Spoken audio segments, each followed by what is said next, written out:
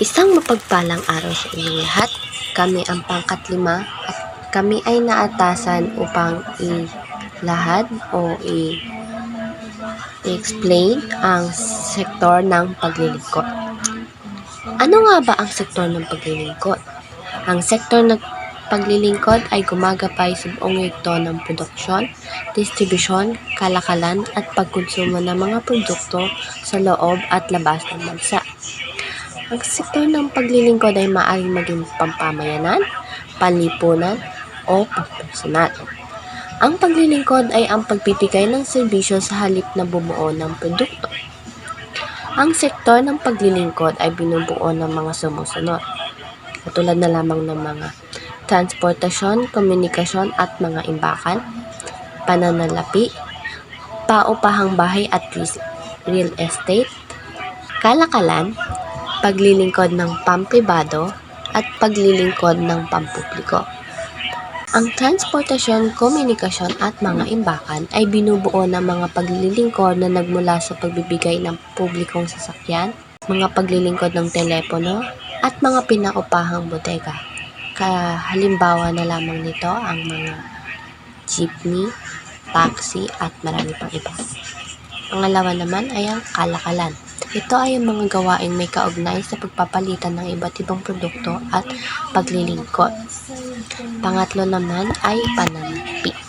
Ang pananalapi ay kabilang sa mga paglilingkod na nagbibigay ng iba't ibang institusyong pampinansyal tulad ng bangko, bahay sanglaan, remittance agency, foreign exchange dealers at iba. Pang-apat naman ay ang paupahang bahay at real estate.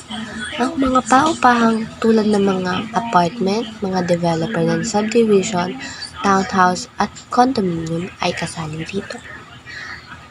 Panglima naman ay ang paglilingkod ng pampribado. Lahat ng mga paglilingkod na nagmula sa pribadong sektor ay nabibilang sa paglilingkod ng pampribado. At ang panghuli naman ay ang paglilingkod ng pampubliko. Ang lahat ng mga pinagkakaloob ng pamahalaan ay kabilang dito. Sunod namang ating tatalakayin ay ang mga ahensyang tumutulong sa sektor ng paglilingkod. Ano nga ba ang mga ahensyang tumutulong sa sektor ng paglilingkod? Ating isa-isahin. Una ay ang Department of Labor and Employment or DOLE. Ito ay nagsusulong ng malaking pagkakataon para sa pagtatrabaho. Humuhubog sa kakayanan ng mga manggagawa, nangangalaga sa kapakanan ng mga manggagawa at nagpapanatili sa kaayusan at kapayapaan sa industriya ng paggawa sa bansa. Pangalawa naman ay ang Overseas Workers Welfare Administration or OWA. Ito ay ahensya ng pamahalaan na tumitingin sa kapakanan ng mga overseas Filipino workers. Pangatlo naman ay ang Philippine Overseas Employment Administration o POEA. Ito ay tinatag sa bisa ng Executive Order 797 noong taong 1982 na may layuning isulong at paunlarin ang mga programa ukol sa paghahanap buhay sa ibayang dagat at pangalagaan ang kapakanan ng mga overseas Filipino workers natin. Ang pang-apat naman ay ang Technical Education and Skills Development Authority or TESDA. Ito ay itinatag sa bisa ng Republic Act 7796 noong taong 1994. Dito isinusulong ng batas na ito na hikayatin ang buong partisipasyon ng industriya, paggawa, mga lokal na pamahalaan at mga institusyong teknikal at bokasyonal upang sanayin at paunlarin ang mga kasanayan ng mga manggagawa sa ating bansa. Panglima naman ay ang Professional Regulation Commission or PRC. Dito nangangasiwa at sumusubaybay sa gawain ng mga manggagawang profesional upang matiyak ang kahusayan sa paghahatid ng mga serbisyong profesional sa ating bansa. Pang-anim naman ay ang Commission on Higher Education or CHED. Lahat naman siguro tayo ay pamilyar sa CHED. Dito, nangangasiwa sa gawain ng mga pamantasan at kolehiyo sa bansa upang maitaas ang kalidad ng edukasyon sa mataas na antas. Sunod namang ating tatalakayin ay ang mga binubuo ng handbook ukol sa mga benepisyo ng mga manggagawa ayon sa batas ng DOLE. Una na rito ay ang dagdag bayad tuwing pista opisyal or holiday pay ng Artikulo 74. Tumutukoy ito sa bayad ng isang manggagawa na katumbas ng isang araw na sahod kahit hindi pumapasok sa araw ng pista opisyal. Pangalawa na dito ay ang dagdag na bayad tuwing araw ng pahinga o special day. In other words ay premium pay ng Artikulo 71 hanggang 73. Ito ay karagdagang bayad sa mga manggagawa sa loob ng 8 oras na trabaho sa araw ng pahinga at special day. Ikatlo naman ay ang dagdag na bayad para sa trabaho ng lampas sa 8 oras or overtime pay ng Artikulo 87. Ito ay karagdagang bayad sa pagtatrabaho ng lampas sa 8 oras sa isang araw.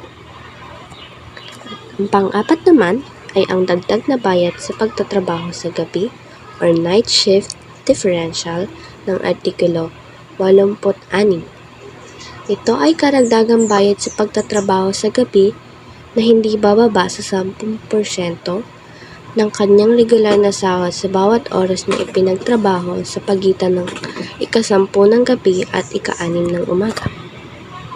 Ikalima naman sa mga ito ay ang maternity leave ng Republic Act 1161 as amended by Republic Act 8282.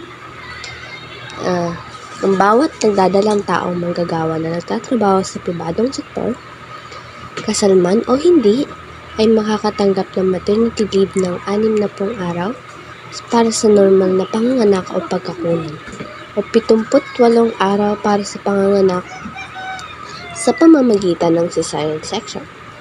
Kasama ang mga benepisyong katumbas ng 100% ng humigit kumulang sa araw ng sahod ng manggagawa na nakapaloob sa batas. Ika-6 dito ay ang parental leave para sa solong magulang or solo parent ng RA 8972. Dito, ipinagkakaloob sa sino mang solong magulang o sa individual na napag-iwanan ng responsibilidad ng pagiging magulang. Ika-7 naman dito ay ang paternity leave ng Republic Act 8187.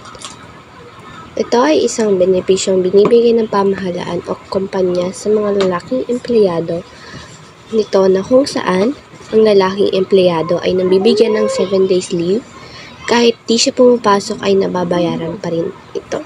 Ika-8 naman dito ay ang Service Incentive Leave or SIL ng Artikulo 75. Dito nakasaad na ang bawat manggagawa na nakapaglilingkod ng hindi kukulangin sa 1 taon ay dapat magkaroon ng karapatan sa taunang Service Incentive Leave or SIL ng 5 araw na lamang. Ika-9 naman dito ay ang leave para sa mga biktima ng pang-aabuso laban sa kababaihan at kanilang mga anak or leave for victims of violence against women and their child ng RA 9262. Dito nakasaad na ang mga babaeng empleyado na biktima ng pang-aabuso, pisikal, sexual, psikolohikal o anumang uri ng paghihirap, kasama na rin dito ang hindi pagbibigay ng sustento, pagbabanta, pananakit, harassment, pananakot at hindi pagbibigay ng kalayaang makasalamuha o makalabas ng tahanan mula sa kanyang asawa, dating asawa o kasintahan ang may karapatang gumamit ng leave na ito. Ika-10 naman ay ang 13th month pay or PD 851. Dito nakasaad na ang 13th-month pay ay binibigay sa mga empleyado nang hindi lalagpas ng ika-24 ng Disyembre bawat taon.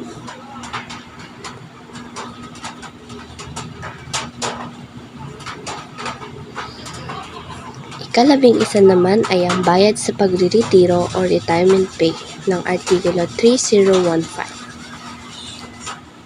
Dito nakasaad na ang sino mang manggagawa ay maaaring iretiro sa sandali Umabot siya sa edad ng 60 taon hanggang 65 taong gulang at nakapaglilingkod ng hindi kukulangan sa 5 taon.